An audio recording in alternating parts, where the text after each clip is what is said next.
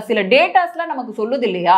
அதனாலதான் நம்ம திமுக அரசை வந்து குற்றம் சொல்றோம். ஏன்னா வந்து இந்த பெண்களுக்கு எதிராக நடந்த குற்றங்களுக்கு சில டேட்டாஸுமே நம்ம கம்பேர் பண்ணி பார்க்கணும். குறிப்பா வந்து பாலியல் பலாத்கார வழக்குகள் இருக்கு இல்லையா? இது வந்து 2022ல 442 இருந்துச்சு. 2024 எப்படியா இருக்குன்னா 471 வழக்குகளானது அதிகரித்திருக்கு. அதோட சேர்த்து பாலியல் தொந்தரவு வழக்குகள் இருக்கு இல்லையா? இது வந்து 2022ல 58 பதிவாயிருக்கு. ஆனா 2024ல 96ஆக உயர்ந்திருக்கு.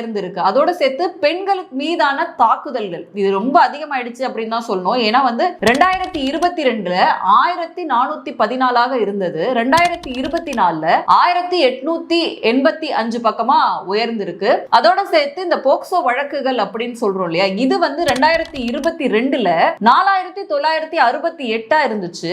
ஆனா இப்போ 2024 டேட்டா படி பாத்தீங்கன்னா 6969ஆக எகிரி இருக்கு அப்படின்னு சொல்லணும்.